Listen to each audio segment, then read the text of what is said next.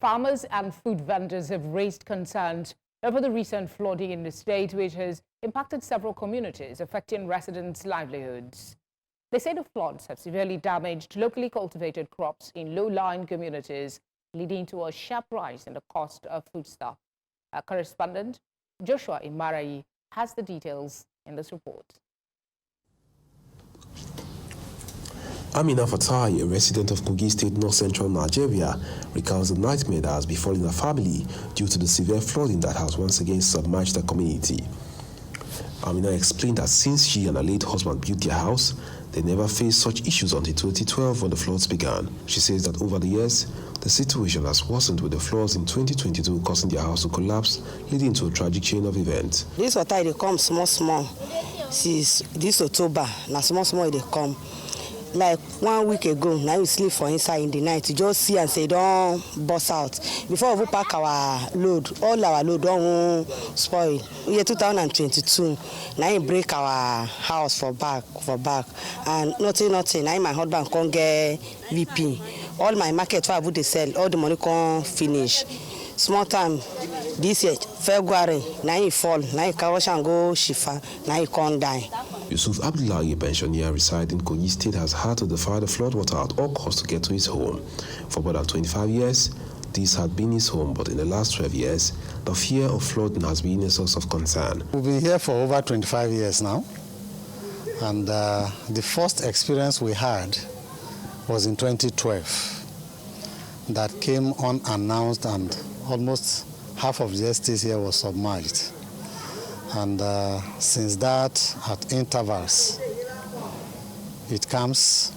Sometimes we don't park, sometimes we park. And it kept coming almost every 2 years. So it's been a very bad experience. It seems that each time the floods come, government agencies advise residents like him to move to the designated internally displaced persons camp, a decision which is not easy to bear. Where we are currently is what used to be the banks of River Niger. This place used to be farmlands to some of the Kogi residents whose homes have been affected by the flooding. Unfortunately, the situation now here is dire as his place has been sacked by the flooding. At the internally displaced persons camp located at St. Luke's Primary School at Dankolo in Lokoja, the capital of Kogi State, people like Hawa Abib and Aliu Abdul Malik have sought refuge, despite the less than ideal conditions. In the wake of severe flooding that has swept through parts of Kogi State, local farmers have been left reeling from the devastation on their farmlands, which have been submerged by rising water levels. The situation has been particularly dire for rice farmers in the Bangede area of the state, as they have seen their crops, livelihoods, and months of hard work affected. My own personal loss is up to 3 million because I don't harvest anyone.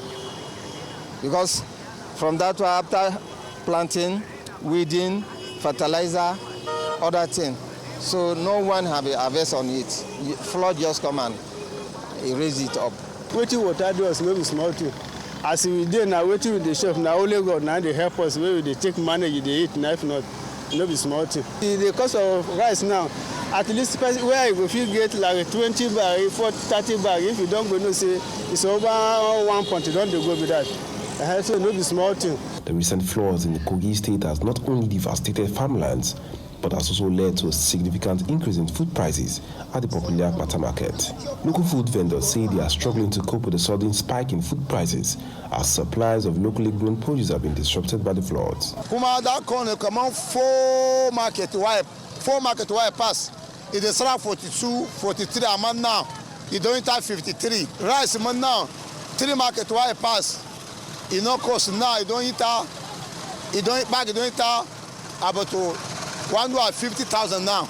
Every night, now you don't. Before minute now, new one come now. You don't 100,000 now. Minute twice say goodbye. The ripple effects of the flood have been evident on local economy, affecting not just farmers but also traders and residents who rely on locally sourced food. Many of those affected have called on government to rise up to their responsibilities and reach out to those in need of aid. In Lokoja for News Central, I am Joshua Imarayi.